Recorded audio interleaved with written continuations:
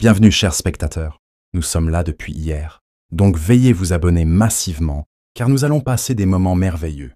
Pour ceux qui sont véritablement issus de la maison, qui finiront par découvrir que la maison a été incendiée, tout comme l'a fait Paulo Ngongawilo à Luanda et Papa, Frank Biako en Équateur, qui ont fini par retrouver la maison. Visiblement, la maison était équipée d'un détecteur de trahison, mais pas d'extincteur. Nous abordons ici cette question troublante concernant les comportements des FARDC dans la région du Sud Kivu. Troublante?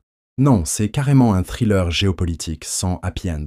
Il est important de rappeler que le Congo ne possède pas une véritable armée, mais il possède des uniformes, des fusils et une passion pour les ordres absurdes. La situation est tout autre, car l'armée congolaise fonctionne comme une mafia, au sens propre du terme. Elle a été la cause des massacres ayant causé la mort de plus de 12 millions de personnes depuis 30 ans. Quand la mafia fait mieux que l'armée en stratégie, c'est qu'on a raté le recrutement. Il est regrettable que de nombreux soldats des troupes soient devenus des victimes des ordres de leurs supérieurs. Obéir ou mourir. Dans ce cas, même désobéir semble mortel. Ces officiers traîtres les envoient souvent au fond des embuscades des forces rwandaises. La lutte se poursuit, mais cela ne change rien à la réalité. Une lutte qui ressemble à un GPS cassé, toujours recalculé, jamais arrivé. Les soldats sont souvent déployés dans des zones où les Tutsis ne se trouvent même pas. Leurs officiers connaissent les véritables positions des ennemis, mais choisissent d'envoyer les troupes dans des zones dangereuses, selon les indications des forces adverses, avant de lancer des frappes à distance sans supervision adéquate, entraînant la mort de nombreux soldats. Quand ton plan de guerre vient directement du camp ennemi, c'est plus une guerre, c'est une livraison express vers l'échec. Cherchez l'ennemi là où il n'est pas. Nouvelle technique militaire ou chasse au trésor. Il est essentiel que ces milliers de troupes FARDC comprennent que des ordres mal formulés ne peuvent pas être exécutés mais boycottés, sauf si le manuel militaire a été écrit par Kafka. Dans le Sud Kivu, en représailles des pertes subies à Walungu, plus de 20 personnes ont été tuées par des Tutsis. La logique, œil pour œil, village pour village. Les officiers des FARDC, qui sont encore actifs dans le Sud Kivu, se retrouvent dans une situation délicate car les Wazalendo surveillent chacun de leurs mouvements. La supériorité de ces jeunes constitue également un défi, d'autant plus que les troupes Tutsi RDF AFC M23 manquent de personnel pour se déployer dans cette région. Quand les jeunes font mieux que les généraux, c'est que l'armée a raté sa mise à jour. Big Brother version locale, mais avec des machettes et des convictions. Alors qu'ils ont réussi à recruter de nombreux jeunes Congolais dans le Nord Kivu, cette stratégie a échoué dans le Sud Kivu, zone anti-arnaque activée. Ainsi, malgré les ambitions des forces rwandaises et les efforts des officiers de Kabila, à la tête des FARDC, les Wazalendo continuent de dicter les règles, tandis que les troupes génocidaires reculent. Quand les règles sont dictées par ceux qui n'ont ni grade ni costume, c'est que la vérité a pris le micro. Kagame a envoyé depuis un certain temps plusieurs de ses prétendus experts militaires pour essayer de démanteler la résistance congolaise, mais ils sont en train de subir des pertes humaines à chaque occasion. Experts, peut-être en PowerPoint, mais pas en terrain. Pourquoi ces adversaires ont-ils réussi à se rapprocher des communautés pour ensuite les massacrer? La réponse réside dans le fait que le commandement des FARDC a donné l'ordre aux Wazalendo de se retirer afin de prévenir des pertes dans les villages où vivent des civils congolais. Peut-être parce qu'ils ont suivi le guide touristique des FARDC. Comment trahir son peuple en 10 étapes? Suite à ces événements, les jeunes Wazalendo ont compris que la stratégie mise en place par les officiers des FARDC dans le Nord Kivu était également destinée à être appliquée dans le Sud Kivu. Copier-coller stratégique, même échec, nouvelle région. Dans notre dernière vidéo publiée lundi, avant que YouTube ne décide autrement, nous avons montré les Wazalendo qui ont résisté aux manipulations des FARDC à Kiziba. YouTube 1. Vérité 0. Mais ont cliqué sur ignorer la censure. Les officiers des FARDC, qui avaient déjà orchestré des retournements de situation parmi les Tutsis censés quitter le Sud Kivu, se retrouvent désormais redevables envers Kabila et Kagame. Depuis l'arrivée de ces responsables de génocide dans le Sud Kivu, il n'y a eu aucun progrès, seulement des pertes subites par la résistance des jeunes Wazalendo. Quand tu dois des comptes à 2 mètres du chaos, c'est que tu as perdu ton libre arbitre au marché noir. Depuis l'arrivée de ces responsables de génocide dans le Sud Kivu, il n'y a eu aucun progrès, seulement des pertes subies par la résistance des jeunes Wazalendo. Progrès, introuvable. Perte, en promotion permanente. Le sergent Ruhumuriza Serugo des forces de défense rwandaises RDF, qui avait dirigé les opérations dans la région Sake, aurait été retrouvé dans la ville de Goma. Comme quoi, même les experts en camouflage finissent par se faire repérer, surtout quand ils prennent un selfie à Goma. Selon notre correspondant Maroy Paulin, il a été tué le mardi 12 août 2025 dans le territoire de Walungu, à Mulamba, où leurs objectifs sont principalement situés. Objectif atteint, mais pas dans le sens qu'il espérait. Sous la pression de la diplomatie, ces forces d'occupation rwandaises cherchent à établir un lieu d'implantation permanent avec le Sud Kivu comme option, envisagée avant de planifier un déplacement vers la province de Chopo, notamment à Kisangani.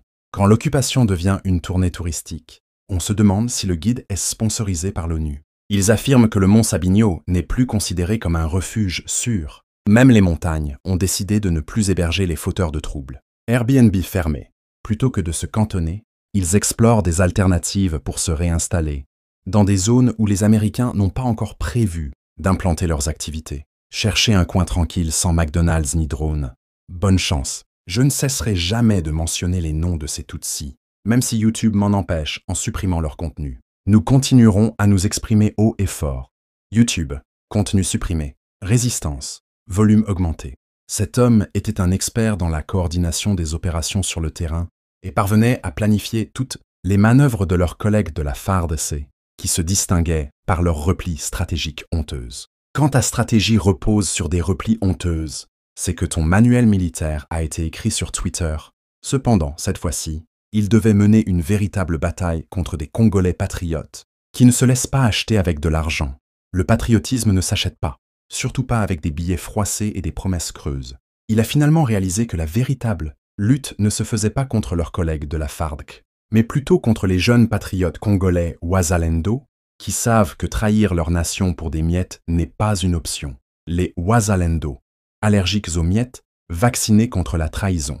À son arrivée à Kamanyola Katogota, pour coordonner les opérations vers Uvira Fizi et prendre la direction de Kalemi dans le Grand Katanga, les jeunes défenseurs congolais, connus sous le nom de Wazalendo, ont réagi en disant « Si vous avez réussi à franchir les lignes de défense des FARDC par la trahison, sachez qu'il n'y a pas de route menant au Grand Katanga ici. Bienvenue à Kamanyola. La trahison est interdite et les raccourcis vers Kalemi sont fermés pour cause de dignité nationale. Nous allons mettre fin à vos ambitions sur notre territoire, à moins que vous ne soyez capable de percer ces murs sans acheter votre passage. Spoiler, les murs sont faits de courage, pas de corruption. D'après les mêmes sources, il a choisi de ne pas lancer d'offensive sur l'axe Kamanyola Katogota et Uvira Fizi, préférant plutôt commencer une attaque sur l'axe Walungu. Changer d'axe, c'est bien. Mais quand tous les chemins mènent à la défaite, le GPS est inutile. Cela visait à ouvrir un chemin à travers les hauts et moyens plateaux du territoire de Uvira Fizi, permettant aux autres Tutsis de l'autre côté de le rejoindre, dans le but de constituer une nouvelle alliance avec un effectif plus important. Un projet immobilier militaire, version plateau stratégique. En effet, ceux qui se trouvent dans les hauts plateaux subissent actuellement la loi du plus fort, imposée par les jeunes Wazalendo. Et visiblement, le plus fort n'a pas de costume ni de grade, juste une conviction en béton. Actuellement, son corps est un cadavre à Mulamba.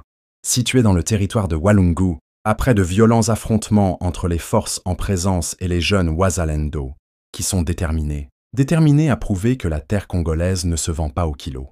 C'est pourquoi cette coalition d'agresseurs composée de l'AFC, du RDF et du M23 a mené une contre-attaque à Mulamba, tout comme le font également leurs homologues des FARDC. Quand les agresseurs et les défenseurs utilisent le même manuel, c'est que le chaos est en édition bilingue. Monsieur Constant Muntamba a finalement été vaincu par le système corrompu de la mafia, une organisation regroupant des politiciens malhonnêtes en coalition, avec des juges sans scrupules. La mafia congolaise, plus efficace que n'importe quel parti politique, et avec un meilleur service client. Dans une structure mafieuse, lorsqu'on décide de la traquer, il est essentiel de se distancer des affaires liées au financement, des fonds publics, sinon on finit traqué, ou promu selon le niveau de corruption. Une fois nommé par le président Tshisekedi, Muntamba s'est immédiatement lancé dans une mission visant à freiner le détournement des fonds. Mission noble, mais dans un pays où les fonds ont déjà pris l'avion.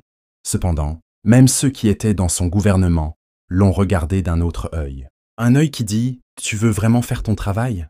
Tu es sûr d'être ministre ?» Dans un pays où être nommé ministre signifie quitter son ancienne, maison pour emménager dans une villa, valant des millions de dollars, le peuple ne demande que des choses simples, des routes, de l'eau et de l'électricité. Mais visiblement, les villas ont priorité sur les tuyaux. Ces demandes modestes ne nécessitent qu'une volonté politique. Mais visiblement, la volonté est en congé, depuis plusieurs mandats. Pourtant, elle semble trop exigeante lorsque l'objectif est de détourner les fonds publics au lieu de servir la nation. Servir la nation, trop mainstream. Détourner ces tendances. Montamba, quant à lui, souhaitait se différencier de ceux qui agissent uniquement pour le bien de leurs proches et non pour le peuple délaissé. Un homme qui pense au peuple, en politique, on l'a pris pour un extraterrestre. Cependant, sa position, bien accueillie par la majorité des citoyens, n'a pas laissé indifférents les criminels. Un homme qui pense au peuple, en politique, on l'a pris pour un extraterrestre. Les criminels ont même envoyé une carte de bienvenue. Bienvenue dans le viseur. D'après ses propres déclarations, le clan mafieux lui a proposé de jouer selon leurs règles. Règle numéro 1, détourne. Règle numéro 2, partage. Règle numéro 3, tais-toi. Sauf que cette personne avait choisi de collaborer avec le chef de l'État dans sa quête pour établir une justice équitable. En République démocratique du Congo, il a cru au mot équitable. Le dictionnaire politique l'a supprimé depuis 2001. Ce fut le moment où il a scellé son destin politique. Scellé, dans une enveloppe marquée « à éliminer discrètement ». Montamba a été condamné. Mais le véritable enjeu ne réside pas tant dans sa condamnation. Le vrai crime, avoir voulu faire le ménage dans une maison infestée. Nous allons éclaircir certains aspects de la situation, notamment en ce qui concerne le dossier des forages et des lampadaires. Quel montant a réellement été détourné? On cherche la lumière, mais les lampadaires ont été détournés aussi. Je pense que cela mérite d'être clarifié. Mais avec quelle justice? Celle qui juge selon le montant du pot de vin ou selon la météo du jour? Ainsi, il ne s'agit pas seulement des 39 millions d'euros qui font l'objet de poursuites contre Montamba. Une somme qui aurait pu illuminer des quartiers entiers, mais qui a juste éclairé des villas privées. Bien que cet argent soit supposément dans les comptes bancaires, ces juges corrompus lui reprochent une tentative de détournement. Tentative. Donc on peut être condamné pour avoir pensé à détourner. Bienvenue dans la justice préventive. Pourtant, jusqu'à présent, même Vital Kamerhe n'a jamais véritablement justifié l'utilisation de ces fonds, mais il a justifié son sourire en conférence de presse, et ça semble suffisant. Aujourd'hui, il semble que si l'on détourne l'argent de l'État, tout en ayant la volonté de le partager avec les membres du système judiciaire, on finit par être considéré comme innocent, et son dossier pourrait être classé sans suite. Le partage, c'est la clé. Même Robin des Bois aurait été acquitté ici. Alors que ces juges ont eu à traiter des affaires comme celle de l'ancien ministre Willy Bakonga, qui avait même tenté de fuir vers Brazzaville, avant d'être extradé au Congo et d'écoper de 3 mois de prison, pour finalement être libéré par ces mêmes juges, car Bakonga avait convenu de partager le butin avec eux. Brazzaville, nouvelle destination pour les ministres en cavale. Pas besoin de visa, juste d'un bon sac de billets. 3 mois, c'est le temps qu'il faut pour rénover sa villa pendant qu'on purge sa peine. Aujourd'hui, Willy Bakonga vit librement, comme n'importe quel citoyen ordinaire, n'ayant jamais eu accès aux fonds publics. Ordinaire? Oui, si ordinaire signifie villa, escorte et immunité. De plus, les affaires concernant ceux qui, détournant les fonds publics, n'ont jamais été traitées aussi rapidement que celles de Constant Montamba. La justice a mis ses baskets pour Montamba. Pour les autres, elle préfère les pantoufles. Cette célérité dans le traitement de dossiers de Montamba visait à l'éloigner d'un environnement où il aurait pu causer des problèmes, car il avait des ambitions d'arrêter l'hémorragie des abus commis. Problème, vérité. Et la vérité, ça dérange dans les couloirs dorés. Mais ces propositions visent à soutenir un président qui lui-même a qualifié ses acteurs judiciaires d'incompétents. Quand même le chef dit que la justice est bancale, c'est qu'on est sur un terrain glissant. En effet, lorsqu'un sage désire caractériser les hommes d'incompétence, il préfère dire que la justice est malade, fièvre chronique, perte de mémoire et allergie à l'éthique. Ainsi, si la justice est malade, cela signifie que ceux qui l'exercent sont incompétents, car la justice est une entité morale qui repose sur des piliers représentés par ses acteurs. Et quand les piliers sont en carton, le temple s'effondre. En ce sens, l'affaire impliquant l'ancien ministre de la Justice, Constant Montamba, a atteint sa phase de plaidoirie lors de l'audience publique tenue hier, le mercredi 13 août 2025.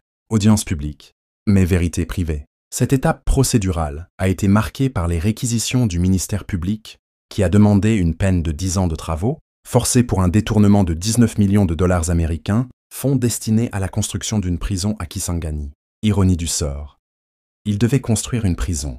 Il va peut-être y vivre, mais pas celle qu'il voulait bâtir. Ainsi, on constate comment l'appareil judiciaire congolais parvient à condamner les justes tout en protégeant les coupables. Un système où l'innocence est une faute et la culpabilité une promotion. Dans son exposé des faits, le ministère public a mis en avant plusieurs éléments qui renforcent ces allégations, un exposé si bien ficelé qu'on se demande s'il n'a pas été rédigé par Netflix pour une série sur la corruption. L'utilisation de la procédure de gré, à gré au lieu de passer par des marchés publics, l'exclusion par l'ancien ministre de la Justice de certaines institutions qui auraient dû superviser cette procédure, comme le secrétariat général à la justice, la conclusion d'un contrat de construction avec la société Zion Construct qui n'a pas de statut légal. Zion Construct, plus fictif qu'un personnage de bande dessinée, mais avec un compte bancaire bien réel, le transfert de fonds vers le compte de cette société en violation des règles de procédure. Les règles, elles servent juste à décorer les bureaux ministériels. L'exécution du contrat sans obtenir l'avis de non-objection, la fictivité de la société illustrée par l'absence de siège social. L'avis de non-objection, trop long à demander, surtout quand le projet doit être urgentement détourné. Le manque de personnel au sein de cette société, l'absence de garantie bancaire, etc. Une entreprise fantôme, mais avec une vraie ambition. Siphonner les caisses. Le gré à gré, version congolaise du « je te choisis parce que t'es mon cousin ». Quand on joue à cache-cache avec la loi, il ne faut pas inviter les surveillants. Les accusations portées par le ministère public contre Moutamba sont similaires à celles visant le Libanais Jamal. Les contrats ont été attribués par la méthode du gré à gré. Le copier-coller judiciaire fonctionne mieux que les imprimantes des ministères. C'est ce même système judiciaire qui détient tous les dossiers des voleurs, relâchés de prison, car Tshisekedi n'a pas créé les magistrats. Les dossiers sont bien gardés. Les voleurs, eux, sont en liberté surveillée par leurs chauffeurs. Les magistrats que le président Tshisekedi souhaitait intégrer sont, à ce jour, laissés pour compte et n'ont pas reçu de soutien de la hiérarchie de cette institution. Ils attendent toujours leur badge, pendant que les anciens jugent en fonction du montant du pot de vin. D'un point de vue juridique, l'organe de la loi a affirmé que l'acte de détournement a été commis par le prévenu dès que des fonds ont été transférés du compte Frivao du ministère de la Justice vers la société Zion Construct. Le transfert a été plus rapide que la justice elle-même et plus discret qu'un SMS. Concernant l'élément moral, le ministère public a d'abord fait valoir que le prévenu, en tant que professionnel du droit, était conscient des règles régissant les marchés publics, mais a néanmoins agi en violation des procédures établies dans ce domaine. Mais dans ce pays, connaître les règles, c'est comme connaître les paroles d'un hymne qu'on ne chante jamais. C'est pourquoi j'ai souligné que lorsqu'on lutte contre la mafia, il est préférable de rester à l'écart de tout ce qui touche aux finances des fonds publics. Cela cherche toujours à impliquer des innocents et à protéger les véritables victimes. C'est comme nager avec des requins en portant un costume de thon. De plus, il a mis en avant l'intention frauduleuse en agissant sans l'approbation du Conseil des ministres, ni de la Première ministre, et sans avoir obtenu l'avis de non-objection. Un projet gouvernemental sans gouvernement? Bienvenue dans l'administration parallèle. Cela soulève la question suivante. Le projet a-t-il été élaboré sans l'accord du chef du gouvernement? Si c'est le cas, le Congo a-t-il réellement un chef du gouvernement? Si elle existe, elle est sûrement en mode avion. Ce dernier est l'acteur clé qui dirige les projets gouvernementaux. Si celui-ci n'a pas donné son aval, cela signifie-t-il que les autres ministres ont décidé de mettre en œuvre ce projet sans l'accord de Madame Souminois? Dans ce cas, son autorité est remise en question. Peut-être le comité invisible des intérêts privés urgents. Si elle était au courant, elle n'avait pas souhaité s'impliquer dans cette affaire. Alors elle espérait vraiment que son ministre soit piégé dans un jeu malveillant bien orchestré. La politique, version Survivor RDC, alliance, trahison et élimination surprise. Je me souviens qu'une fois, M. Kamuleta et Mevondé sont allés demander à la première ministre d'instruire Moutamba d'arrêter de divulguer les résultats concernant les mafias qu'il avait découvertes au sein de cette institution. Quand la vérité dérange, on lui coupe le micro. Et parfois le contrat. Madame Souminois avait formellement interdit à Moutamba de parler au public de ses résultats honteux, comme il l'avait fait avec M. Jules Alingété.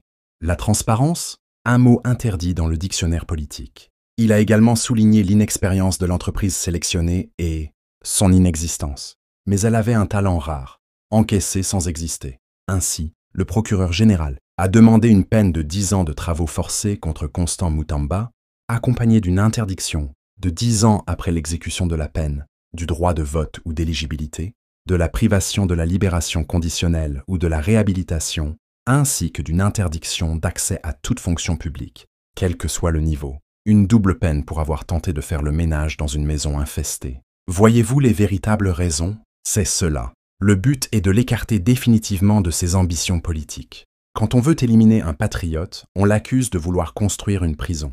Ironie, quand tu nous tiens. Les acteurs mafieux de la politique et de la justice en République démocratique du Congo veulent simplement s'assurer que, dans les 20 prochaines années, aucun Congolais digne et patriote ne se manifeste pour tenter de rétablir l'ordre. La démocratie version RDC, silence, on détourne. C'est triste qu'une nation se dirige vers un avenir aussi sombre. Que Dieu ait pitié des Congolais ordinaires, car tout cela montre que l'avenir est vraiment inquiétant. Le tunnel est long, et la lampe torche a été vendue au plus offrant. Parce que visiblement, les institutions ont déjà fait leur choix. L'impunité en première classe. Merci chers spectateurs, au revoir.